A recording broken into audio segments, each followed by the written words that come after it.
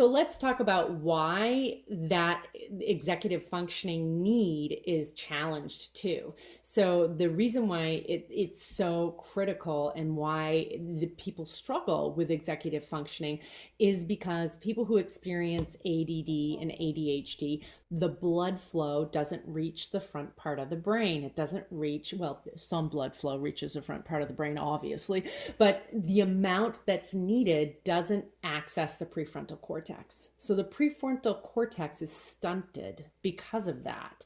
So when you have the prefrontal cortex it's stunted, then you're operating in the limbic part of the brain and in the older parts of the brain and everything else. So decision making, problem solving, all of those things are struggle because that area of the brain does not get enough blood flow.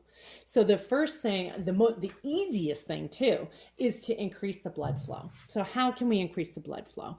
So some ways that we can increase the blood flow are, you could have the person sprint up a flight of stairs for 20 seconds. You could have them, eat something, and oftentimes eating food. That's why a lot of times people who are ADHD and ADD love sugar and things like that. And I'm not saying that that's a good strategy. That helps those large amino acids and that helps the blood flow push into the brain, and the large amino acids get into the muscles. So, but the easiest way to do that is through movement. So you get them to do something high intensity for a few seconds, and then they have that ability to do that. So